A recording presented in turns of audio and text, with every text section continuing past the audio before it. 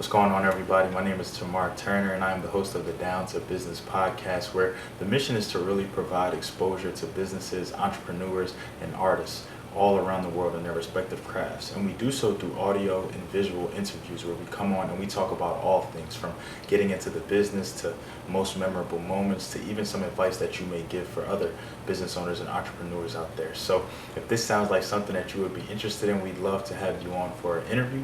Please be sure to reach out via any social media platform and we'll definitely get back to you. But until then, enjoy this episode.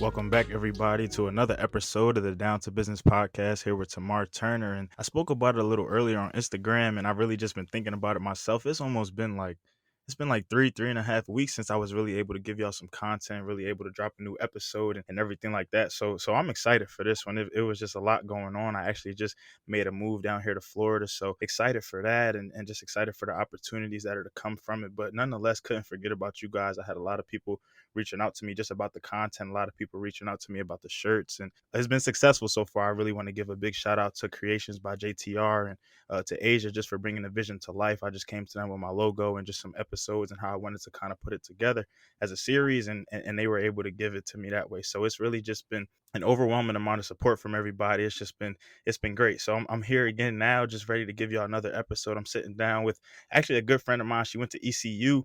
And that's actually how I met her. And she does a lot. She did a lot there, actually. And now she's doing a lot more with whether it be graphic design. And I'll let her talk about some of her other service. But Jayla, how you doing today? I'm doing good, Tamar. How are you doing? Man, I can't complain. I'm blessed. Like I said, I just made that move. I know you actually just made Yes, a move to yes, Texas too. So big congrats to you on that. yes. Thank you so much. I definitely appreciate it.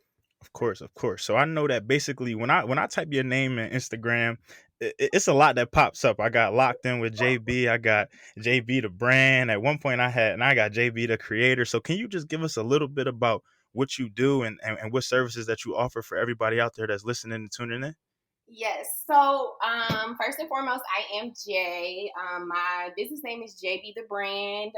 So that's more so like my company. JB the Brand consists of two different brands. One that is geared more towards females, which is like doing more so like in the cosmetics and the hair industry. And that is my Locked In with JB page. Currently, right now on that page, I am only offering distress locks as my service. And then I have like some other stuff that I am about to be rolling out really, really soon. And then my other business is JB the Creator, which I finally came up with that name, and I think that's going to be the one I stick with. But that one is more so like my graphic design business. And with that, I really work with like a wide variety of people. Like I've worked with artists, I've worked with orgs, I've worked with nonprofits. And basically with that business, I just basically help people bring their vision to life. So I do graphics, I do flyers, logos, YouTube editing, I do all of that. So that's what JB the Creator is. And then Locked In with JB is more so towards like my females who like to get their hair done for the low and all of so. Okay.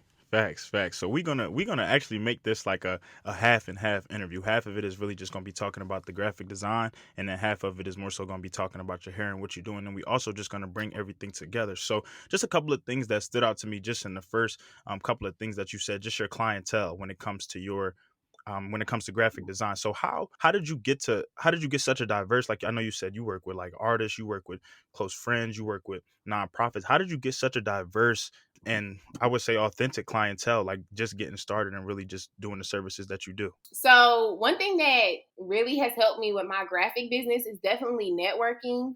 I actually started doing graphics after the whole hair thing because I'm very particular with how I like my stuff, and I just did not meet anybody who was able to like really execute my vision to the full extent. And so with that, I just kind of like taught myself the ins and outs. And in the process of me teaching myself and learning how to do certain things, with me being a business owner, it was just kind of like, I guess, in God's hands, because he was just like, when I started working on logos, I kept having a whole bunch of people like, hey, I want you to do a logo for me or whatever. And so like what it really allowed me to do is not only like work with a wide variety of people, but I tell people all the time, like, when you come into me with a different idea, you're also helping me grow. So I think more so just me networking as an entrepreneur in like the hair industry is really what kind of allowed people to gravitate towards me with the graphics, because it was kind of like people would see my stuff and be like, oh, like, how did you do that? And it would be like, oh, I did that myself. Or, people ask, who did your website? And it's like, oh, me. So it's kind of one of those things like all money in, because like my money just kind of started making itself with like the whole graphic thing. And it allowed me to like really get out there, I guess. Absolutely. And I think we hear that a lot of times too, where you can kind of start one thing or one avenue. And then as you kind of start to add more and as you kind of start to, I guess, just diversify yourself, be versatile, how people, oh, well, hey, she made a graphic for me. She made a logo for me. Oh, now I see that she does hair. Well, I know that she did good work with the graphics. So I expect nothing less with the hair. So let me go ahead and do that. So I think a lot of times that's good that business owners out there are offering just more than one thing. And like you said, eventually it just gets to the point where the money kind of makes itself. So Mm. when it came to like graphic design specifically and you just knowing like what you wanted to do as far as like logos, websites, whatever the case may be, how did you I'm gonna call it training, but how did you kind of perfect your craft in a sense? Like was this all stuff that you did at school? Was it a lot of programs that you started to kind of look into outside of school? Is this just kind of something that you Google, you YouTube? Like how did you really get your experience and how did you really get to where you are today? So I get that question a lot. And honestly, I will say, okay, so I have an older cousin who's also an entrepreneur. She really kind of gave me like what apps to use, or the apps that she used early on. And she kind of, gave me like a little bit of the ins and outs, but it wasn't really enough for me to like go out here and create a whole vision from scratch. That more so came by me practicing. Like I literally on my phone, I have so many like sample templates, so many sample logos, just things that I've seen somebody like on another graphic page, or I've seen like just outside on a flyer or something. I'm like, oh, I want to try to recreate that. And so like, I'll go home and sit here and, try to figure out how the artists who I'm trying to recreate the work of, how they did it. And like one thing that has helped me a lot is YouTube, because I'm one of those people who I'm like a hands-on slash visual learner. So I like to be able to learn and do it at the same time. And so what I learned early on is that, with YouTube, you can pause it whenever and you can rewind it and all of that. So that was really a beneficial tool for me early on. And now it's kind of like, I don't want to say now that I gotta understand the basics and like I'm a little more skilled, I'm able to just kind of like go with the flow. As to like a year or two ago, it was kind of like I was looking up YouTube, how to do this, how to do this, or I was constantly asking questions. That's another thing. Even if you're not like a visual or a graphic learner, I mean, a visual or like a hands on learner, like if you're just one of those people who you just have a whole bunch of questions, type it into Google, because most of the time I was asking my questions to Google. I wasn't reaching out to other people because they have businesses too. So definitely using my resources has helped me grow and learn like the ins and outs of the graphic industry, because you don't really see a lot of information out here that's like free, that's going to give Right. you that. So, Right, right. And I think you touched on a great point just about, well, two great points, honestly. Well, for one, YouTube, just how powerful YouTube is as an entity, just how powerful and informational it is. I know a lot of times that you get on YouTube for one thing and then you find yourself an hour, maybe an hour and a half later, you on something that's not even probably related to why you got on there in mhm, the first place. But it's just like it's so informational. You can really just, it's so many people out there just pushing content, stuff that's been out there for years, for decades, stuff that we probably haven't even come across yet. But it's just like, wow, it's just that good. And then I think another thing that you said too, and something that I had to realize for myself, you got to ask questions. And for mhm, me, I love, like, I'm just at the point now where, man, I'll be darned if I don't ask a question, or if I don't know something, or if I'm mhm, not clear on something. I'm gonna just do it. Like I'm not just gonna put myself out there, because you never know what could come from that. You could try to do it on your own, or try to guess, or maybe try to make your own rendition of it, and then it maybe not come out the way you want it to. But had you just asked a simple question, whether it be to a person, somebody mhm, else, or like you said, even just typed it in, you could have got a whole explanation from it. So I think that's really important with anything, getting that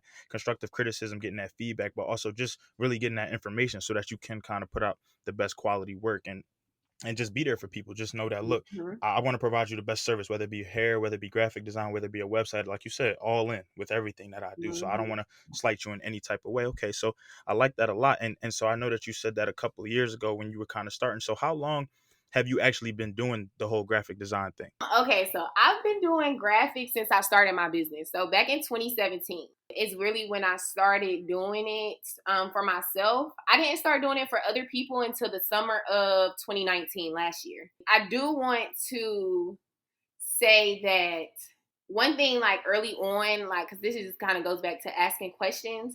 One thing that I made sure that I did with my clients is like, if they were asking me to do a certain concept or create a certain vision that I knew was too complicated for myself, like I was honest with them and I was honest with myself. And I feel like the simple fact that I am as honest as I am with my clients, that has kind of also kept them kind of like coming back in a sense. Cause like most of the work that I do is for the same people.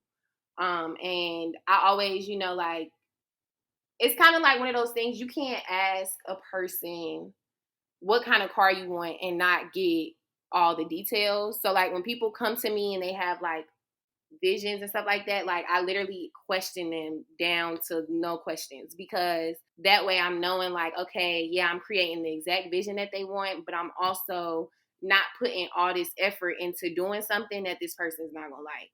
Because that's something that I really had to realize early on because I hate asking questions. Like I'm one of those people I'll either figure it out myself, and that kind of put me in a bind early on when I started doing graphics for other people because the work wasn't as, you know what I'm saying? It wasn't as good as it could have been because I was too prideful to really seek additional help outside of myself. Right. I can definitely agree. And I would say that early on in my career, like not even before like my podcast and stuff, like just thinking about work that I've done in the past, whether it be just videography, photography, whether it be just when I was in grad school and even when I was at ECU, just certain stories and stuff that we would have to turn around or just different things like that. How in the beginning, yeah, I wasn't really asking for help just because like I'm just like, look, I can just go out, just get on my own. Like I'll figure it out. Worst case scenario, like the teacher will correct me, but I feel like what I'm putting out is quality. But Mm-hmm. then when I really just got out of that mindset, when I really just stopped being selfish, when I really just opened my mind up, I realized that there's so many different perspectives out there, and that some people are just not even trying to. When you ask a question, they're not even trying to like downplay it, or they're not even really trying to diss you or anything like that. It's more so they're really just trying to help you. And so a lot of times, Mm-hmm. teachers, colleagues, close friends, family, they were just giving me advice, giving me things that I was just like, wow, like had I not even talked to you or had I not even said that, probably would have never even really thought of that myself. So I Mm-hmm. definitely think that's really important. I think that that's a step of maturity, a step that you really want your business to kind of be elevated to the next level when you really, because I tell people all the time about my podcast, some people are a little hesitant just to give me feedback and different things like that. But I'm like, look, I need this. Like y'all listen. Mm-hmm. This is for y'all. Like I don't listen to this to hear myself talk. I listen to this to promote not only other people, but also just to make sure that look, I'm reaching an audience. This is what I like to do. The talking part for me, that's easy. We could get on here and we could talk all day. But if at the end of the day, if I'm just talking, if it's not really an element to it, what is really going to keep bringing you back? And that's really my biggest thing. What is really, like you said, what is really going to keep that clientele? Because, like you said, after a while, you start to work with the same people over and over again. So, and that even helps me transition into my next question. So, are you one of those people who you kind of have your set clientele? You want to stay there. That's what you do. Or are you one of those people? Because I know a lot of people like who are in business who are just fine, like with the clients that they have, just fine with that rapport, building that the services that they offer. That's just enough for them. But then you have those people too who also do have their clientele, but they always just want to expand. So what would you say you really are when it comes to, well, both the graphic design and the hair? I am definitely queen of Miss Do It All. Like, I'm never satisfied with learning one technique of anything. Like, because the way I kind of look at things is like, even just in this generation, like we've seen so many things like change over a short amount of time. So many trends, so many things have came and gone. I've always kind of been one of those people where it's like I like to be in the know, and especially in both of these industries that I am in, like it really does require you to not ever get complacent in your like in what you're doing. Like because right now, with the whole COVID-19 thing going on, if I would have gotten complacent, I probably wouldn't be making money. But it's like I kind of had to figure out a different way to go about my businesses so that way I'm able to attract more people.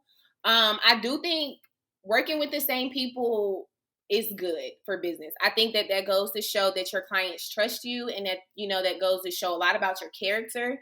However, I do feel like when entrepreneurs limit themselves to a certain clientele, they limit the success of their business, and they limit like the outside possibilities of their business as well, because it's like, you know, especially when people come to get hair. Of course, I have some clients who come talk to me and, you know, they talk a little bit and they stop. But most of the women that come sit in my chair, like, you know, they like to have conversation. So it's like, say I do 20 people head over the course of a month. I probably, from those 20 people, I probably have networked maybe three, at least 4 or 5 business connections out of that. You know, like, say I'm sitting here and I'm like only taking the same amount of clients, or I'm only taking a certain type of clients for my graphic design, then that basically puts me in a box to where I'm only going to attract those certain amount of people. Now, one thing I will say is I do have like my certain target audiences for each brand. However, I'm not limited to that. You get what I'm saying? Like, I'm always open to work with just about anybody, because again, you know, working with somebody outside of my comfort zone isn't only, you know, helping me grow as a person, but it's also helping me with my skills. It's also helping me with my connections, my network of people and everything. So yeah, no, I definitely am not one of those people who get complacent with where they are. I will never be that person. Absolutely, I would absolutely. And never, like, it's too much money to be made out here. You know, right. too many people that can put you in a better position. Like, for example, I'm gonna just give a quick little example. When I moved out, I just moved to Houston literally a week and some days ago.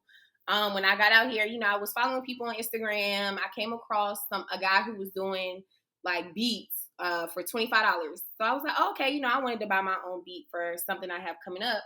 So boom, bought the beat from him, talked a little bit, you know, told him exactly what my vision was, da da da da, you know, just for less than a week from that. Now I'm going to like a big time, you get what I'm saying? I'm going to, I don't want to say his name, but I'm going to a rapper's video shoot today. You get what I'm saying? That wouldn't have been possible had I not took a step out of my comfort zone to possibly network with somebody, because I haven't worked with any producers. So you get what I'm saying? Like, it's just kind of like you have to look at things from multiple perspectives, because it's really a lot to gain from your relationships with people, especially as an entrepreneur. Right. And I probably just today I probably used that word perspective about 5 different times, just in talking about different situations, just even in talking about on my podcast too. I was talking to a couple of friends earlier, and just realizing that sometimes, look, and we spoke about this in a lot of different other interviews, a lot of different other people. You sometimes you really just got to make yourself uncomfortable. You got to be Mm-hmm. comfortable with being uncomfortable, because you never know what can come from those situations. I would say if I didn't make myself uncomfortable, I wouldn't have ended up in Chicago at All Star Weekend. If I didn't make myself uncomfortable, I wouldn't be on this podcast, on this IG live right Mm-hmm. now. So it's really just about, like I said, yeah, I do love to do this, but at the end of the day, sometimes, yeah, I may wake up not always feel like doing this, or may not really feel like always reaching out to a business first, or may not feel like emailing somebody, or taking that step Mm-hmm. just to send my podcast to maybe like a real famous producer, maybe like a real famous network or something like that. Sometimes that's just what you have to do, like you said, Yeah. because you never know what can come from it. Yes, have a lot of times has it been no response or anything like that? Absolutely. But in the same token, you never know who's looking at that email. You never know Mm-hmm. who's in their HR department, who's in their PR department, who's really looking out for you and everything like that. And especially if they look like you, Right. even better. So I definitely think that you hit the nail right on the head with that one. So more so just gearing towards, I guess still talking about both, but more so just looking at your move too. So like you said, you did just move to Houston. Big congratulations to that. Thank Um, you. what would you say, if anything, yet? I know you said you've only been out there like a week yet. How do you plan to make adjustments in order to basically, yes, you still do have like your North Carolina crowd and your friends and different things like that with the graphic design and with the hair, but how do you plan to make that adjustment to Houston now to let people know that these are the types of services that you offer with the hair and everything like that? Because I know sometimes with stylists, I know at least me with barbers, like I just moved down to Tampa. I'm not about to just walk up into the nearest barber and just be like, hey, can y'all can you hook me up? Da, da, da. I Right, need some right, pictures. right. I need some evidence. I need different. So I know women are the same way with their hair and stuff like Mhm. that. So how do you plan to really just market yourself, promote yourself in a new area? Okay, so that's honestly a great question because that was like one of my biggest concerns when I moved. I made this move literally in 30 days. Like I was just like, yeah, I think by this time next month I'll be in Houston. So what I did was I really like over before because I planned on moving. So what I did was I ran a sale in North Carolina. That sale basically allowed me to build my portfolio so that when I get to Houston, I'll have a variety of, content to post on my page. It also allowed me to, get client reviews from people who I've done. And, it basically kind of allowed me to expand my portfolio before I actually touched down in Houston. And on the graphic side of that, I already had my content and everything kind of pre-planned. So that way it would just really be a matter of me releasing it, which I'm actually releasing my booking and everything today, ironically. But yeah, so like one thing, a tool that I use all the time because I've always kind of been like a traveling stylist. So like even though I started doing lashes in Greenville, like I would be in Richmond, I would be in Virginia Beach, I would be everywhere doing lashes. Like, and one primary source that I use for networking is hashtags and Instagram ads. Hashtags are free, so I mean that's a plus. Hashtags, a lot of times people don't really understand that when people are going to look for people to get their hair done, they're going to Instagram typing in, Houston hairstylist or, the style that they're trying to look. They're trying to get. And it's like the consistency of the hashtags, the more you use them, like the more you kind of become higher up in like the thread of the hashtag. So I had started using Houston hashtags probably like three weeks before I even moved out here, just so I could go ahead and start getting my work in the queue, like so people can kind of start to see my work and start to kind of get familiar with it. So that way, once I start to run these Instagram ads and do my promotion, I do also. I'm not gonna lie to you. One way I got a lot of my clients in Greensboro was I did car promotions, which is like, like the people who do party flyers. Yeah, I printed out my flyers and everything, and I literally went to like maybe 5 or 6 neighborhoods and just put my flyers out on the cars. Like, and I think I got probably like 6 or 7 bookings that told me like, they found my flyer on the car. But yeah, like honestly, I don't know. Like I'm not, like I said, I'm not one of those people to limit myself. So I know in regards to like getting my work out there and me marketing and me doing all of that, like it's scary because Houston has like 4 million plus people, but I'm just gonna keep doing what I'm doing. Like I'm gonna keep my brand consistent. I'm gonna continue to use the same hashtags. I'm gonna continue to invest in my brand with a marketing budget. Like, because a lot of times people don't understand, like, unless you're one of these big time Instagram girls and you have clout, when you start a business, like, it ain't gonna just pop. You feel me? Like, it's not gonna just, you're not gonna go from not knowing how to do braids to being booked and busy in a week. Like, it's really a process. And one thing that I kind of had to remind myself before I even moved here is that it is a process because I'm human. So, when things and when business started to kind of look slow for me, of course, I kind of started to get discouraged. I started, thinking like, well, maybe I shouldn't do this. Maybe I should just go back to working 8 to 5 and da da da. Like, but no, I can't do 8 to 5. So yeah, like I'm just gonna continue doing what I was doing in North Carolina, but I just know that being that I'm in Houston now, I don't want to say it's kind of like a bigger motivator, but it's like I know now that like I'm in this bigger city, I have to go harder, because I know the potential that I have, I know the quality of my work, and I know that people are going to gravitate towards it. Now it's just a matter of me executing my plan to make sure it's seen. For sure. And you dropped some gems just now. So I would say the biggest thing that I honestly related to in that was the hashtags. It took me interviewing Monet that I Mhm. really realized the power of the hashtags. Just in I know my first few episodes of my podcast, I just was dropping them. But I noticed once I started to add the hashtags, whether it just be about the topic that we search, whether it just be me hashtagging podcasters of Instagram, black podcasters, black businesses, I just started to notice my following increased, my likes increased, just people who were getting to, because people really do, like you said, study these hashtags, click these hashtags, search for these hashtags Mhm. just to look at them. It's almost like Pinterest. That's Yeah. kind of what it reminded me the most of, where you're just getting all these different opinions, all these different samples and stuff like that. So I definitely do agree with you on that, and I want to just give a big shout out to you for just thinking outside the box, thinking ahead. Like you said, when you knew you were making this move, you already started to do the Houston stuff, you already started to do the Texas stuff, and reach out that way. And then even still, like you said, the flyers. I think that's perfect. Like that's perfect. That's just something that you don't really think of, but it's just another way of promotion. People can now put a face to the name. People can now put a Mhm. number to the name. People can now realize they can reach out and do whatever. So I think that that's just smart. And like you said, it's about making yourself uncomfortable. Who really is waking up and is really about to say, okay, I got these flyers made. Let me go reach out and start dropping them in people's windows or dropping them on the doors or stapling them to a pole or whatever like that. That just takes you really wanting to elevate your business. You really wanting to elevate yourself, take things to the next step. And I think that that's what's needed for sure. So wishing you the best of luck in Texas for sure. Like you said, just how the clientele, how you went from VA, how you went from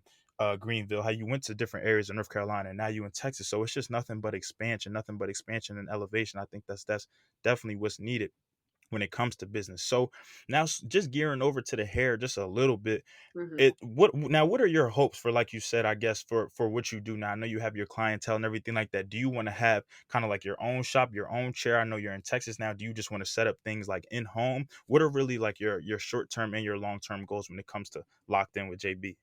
So my short term goals right now, of course, I really want to like become like a master in like protective styles. So like, I want to do like the distress locks. I want to do box braids. I want to do like wig installs, all of that. I don't know if you're really familiar with the hair industry, but Texas State Board is a lot more lenient than North Carolina State Board, which will actually allow me to go into the shop and do like protective styles. As long as I'm not putting chemicals on anybody's head, I will actually be able to work in a shop without a license.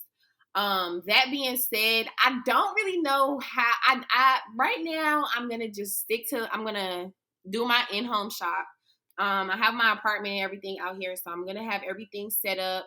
I'm kind of skeptical about it just because, for safety reasons, but I don't think me getting in the shop right now is the best idea just because I just got here. Like booth rent is every week. They don't care how many clients you had. So with that, I'm gonna really start off slow. In October, I am gonna be introducing some products to my brand that I'm super, super, super excited about. And from there, it's literally something gonna be new coming out every month with my brand. So that way it's not just, you don't have to come get your hair done to be locked in with JB. You could go purchase a product, or you could go watch a video, on how to do X, Y, and Z and still be locked in with me. Like, I really wanna, with the whole beauty thing, I'm not gonna say I haven't really figured out exactly where I want to go with it, because I do know long term I am gonna have a beauty supply store and I am gonna open like a beauty school. That's long term. But right now, I'm still kind of just dibbling and dabbling with it. Like I said, I did eyelash extensions for like 3 years. And so I'm trying to figure out, if I want to incorporate that now that I'm in Texas. And it's just a lot. Like with the beauty thing, it's a lot that you have to really take into consideration. So, like I said, I'm really just gonna be doing not really trial and error, but I'm gonna see what the clientele in Texas really gravitates towards more, and that's gonna be my niche. Because, of course, as an entrepreneur, you want to make money, but at the same time, certain parts of the beauty field are extremely saturated. So I'm still trying to get a feel for everything here, really. But yeah, long term, I'm definitely gonna have a beauty supply store and I'm definitely gonna have a school, because I just want to I just want to be an example for other black women or other just black people, other people in general that like you don't have to just do one thing to be good at something. Like you can be good at multiple things, because a lot of times like my people and my family, especially like my dad, he doesn't see the vision. So to him it looks like, oh, you're doing too much.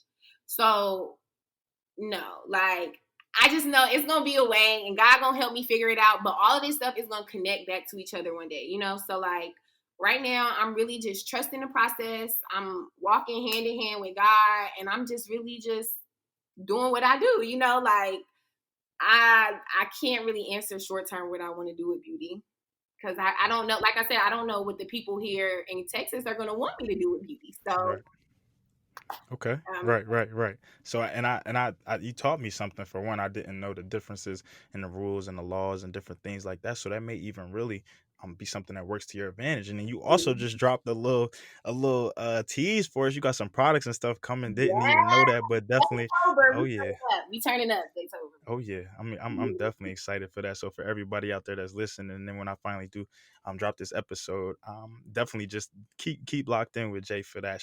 I'm pretty sure she got some good quality for you. She never disappoints when it comes to that. So would you say that you doing the graphic design and you being able to promote things that way has helped your business flourish more? Because I know a lot of times, like you offer multiple services. You don't just do graphic design. You do the hair and you do other things like that. So I know a lot of times when people are doing different things, like when it came to my podcast, I had to reach out to different people for logos. I had to reach out to different people for promotion, for marketing, for PR, for whatever the case may be. And I know a lot of other businesses do that just because sometimes they just have that one service to start, but they need ways to get it out there. They need ways, like you said, get that target audience, talk to people and everything like that. But would you say that you doing the graphic design part of things, but then having other services, would you say that helped propel you just because that was kind of one thing, that was kind of one middleman that you cut out? So basically everything can kind of go through you if you really wanted to.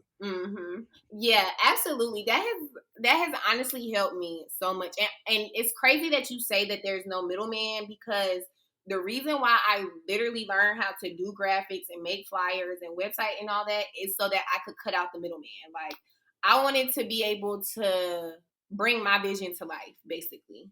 And so with me doing that, it also too with me having two different businesses that kind of in a sense they don't go hand in hand, but I make all my beauty flyers. So you're gonna see my beauty flyers on two different platforms, not just you know what I'm saying? You're not just gonna see it on my hair page. You're also gonna see it on my graphic page too, because that's really kind of how I wanted it to go. I wanted it to be one of those things where it's like a dual promotion. You know what I'm saying? Like I'm promoting, yes, I made it, but you're also gonna read the flyer that you're looking at. So you might be inclined to come get your hair done or go get your mom hair done. So yeah. Facts. And that's why I say too, even me, I think that helped my podcast just because I know that there are a lot of different producers out there, production engineers and everything like that, who I definitely do still want to work with. But me just getting those skills, it started really in high school, just working with Adobe Premiere, working with Audacity, then going to ECU and then just furthering working with those programs. And then when I got to grad school, really just at that point, I just felt like I was a master. So I can Mhm. edit this and everything like that. I found a way to edit my podcast, just everything. So really just once I finish recording everything, it's really just all me. I make all the graphics and stuff myself. I just really just go through PowerPoint, tell people to send me the logos and just play around with some things like that. So I definitely do think that that helps. It's just being skilled and versatile in more than one area. I think that that can really, like you said, help cut out the middleman and and bring more to you, and then you only get better with time. So like I said, my editing has become better, me just being more creative with the videos and just different ideas and stuff like that. But I do still want to work with those people just because they always gonna think about something that you're not thinking about. Right. They may throw a gem in there, or they may just have something for you. Like, hey, well, did you ever try this? Or they may just know something just a little bit more because that is truly their niche. But I definitely think it's nothing wrong with having multiple skill sets under your belt for sure. And I'm proud of you for doing it like that. And I definitely, like I said, I'm wishing you nothing but success, man. So before we close out, I really have like it's kind of like a three-part question for you. So Okay. what would you say to graphic designers out there that are kind of like up and coming, that are looking to kind of promote their business a little bit more, that are looking to just become better graphic designers, and really just hone in on their skills. Like you said, I know YouTube was a big thing for you in learning and asking questions. And then on top of that, what would you say to our up and coming stylists too? I know a lot of people do lashes, they do the hair, they do the nails, they do makeup, cosmetics, whatever the case may be. So what would you really just say to them as far as like just not getting discouraged? Because I know sometimes a lot of people, especially African Americans, we see people doing the same thing as us, and we're just like, okay, well, mine is really not going to be that successful. And then we start comparing, and then we get complacent, or then we just try too hard to be different, or we're worrying about what the next man is doing, when you can really just focus on that. And maybe even a collaboration can come from it. Imagine two hairstylists coming together, two Right. makeup artists coming together, two cosmetic lines coming together, or something like that. And then last but not least, I know it's a mouthful, but what would you say to kind of people who offer more than one service, as far as like the balance of it, the time management, just making sure that you're putting your all, just as much as you're putting into the graphic design, you're putting that same energy, you're putting that same foot forward when it comes to your hair and everything like that. So what would you say to people kind of juggling, to entrepreneurs, like you said, juggling more than one business but wanting everything to flourish just the same? That's a three-part great question. I'm really sitting here trying to figure out like what I would say to each person. So, okay, so to the graphic designers who are looking to, create a clientele and, do all of that, the first thing that I would say to them is start off by perfecting your vision, because once you're able to perfect your vision and you're able to perfect the graphics for your brand, the confidence in your brand is going to be, it's going to be so high that you have no choice, but you're going to want to put your brand on everything. I also would say with the graphic designers, like, understand that there's multiple ways to get one end result.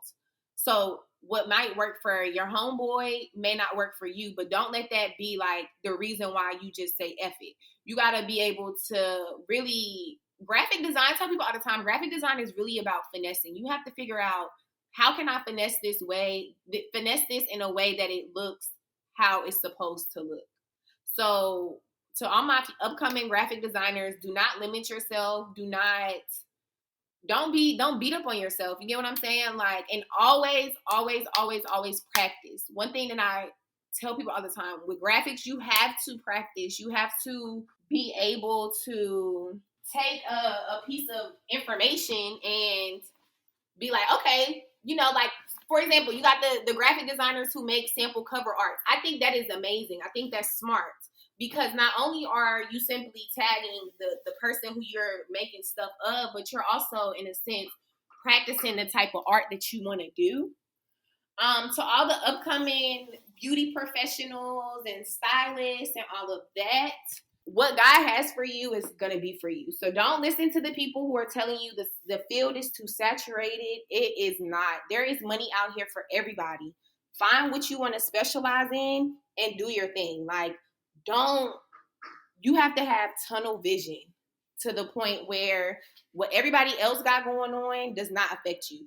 Only reason why you should be looking at so and so page, seeing what they got going on, is to get ideas, or, you get what I'm saying, to figure out a better way to perfect your craft. To all my entrepreneurs out here, keep going. Like, when I say keep going, I really mean it, because I have really bad depression and I have really bad anxiety, and I have had breaks in my businesses off the strength of me not feeling good. As an entrepreneur, you can't base your feelings, like, you can't run your business based off how you're feeling. Like, as a business owner, you have to wake up and say, hey, my JB the brand is Target today. The CEO of Target can't just wake up and be like, oh, I'm in a bad mood, I'm not going to do X, Y, and Z. Like, you have to treat your business as if it is already a multi-million company, really. And you have to also be mindful of yourself. And you have to also kind of like know what works for you. You get what I'm saying? Like, because we're living in a generation now where we're really implementing self-care. We're implementing all of these things. So you have to make sure, as a business owner, for your sake, you really want to make sure that you are in a mental space into which you can deal with other people. Because if not, it's going to be hard for you. And if you're one of those people who, personally, I hate dealing with people sometimes. So I know in time periods I have to hire a personal assistant, or I might have to hire somebody to handle my social medias. But you do what you have to do to get the work done. It's always going to be so much more stuff going on behind the scenes than what you see on the screen. But don't let that discourage you, because I promise you, all that hard work, all them long nights, the crying, if you take like money situations, all of that will literally work for itself. But you have to keep going. Consistency is everything with being an entrepreneur, because no matter who's resharing your page, no matter who's liking it, viewing it, none of that. As long as you're doing it, you will be surprised. Like, so many people view stuff and they have no interaction with it, but it's still being seen. So like, yeah, all my future entrepreneurs, make sure you're doing this for yourself. Make sure you're keeping yourself in mind, and make sure you're asking yourself, like, as a consumer, would I be okay with X, Y, and Z? Or as a, you know what I'm saying? Like, you have to also be able to really put yourself in your consumers or your customers' shoes when creating your business, because it that's just really how it works. You know, like, you can't be in business for yourself. You have to be in business for the other people. So you have to get yourself right. And then after you get yourself right and you figure out what works for you, and you figure out, okay, this is how I'm gonna do this, then that's really when you start to implement, different policies or different stuff with people. So number one takeaway from all of that is keep going. What's for you is for you. And do not let one minor hiccup of a feeling, of a setback, of a financial issue, or any of that stop you from your end goal. Like, go. Just keep going. Like, keep going. If you believe in God, go and pray. If you don't believe in God, you go and do whatever it is you do. But you have to actively work towards your business goal, because if not, you're not going to see any end result at all. And that's a horrible feeling. So, yeah, I think that would be it. Sheesh. At one point, I forgot who was the host. Was it me? Was it you? You just started going crazy. I couldn't even. I'm on IG Live looking at these people like, yo, she's just talking facts right now.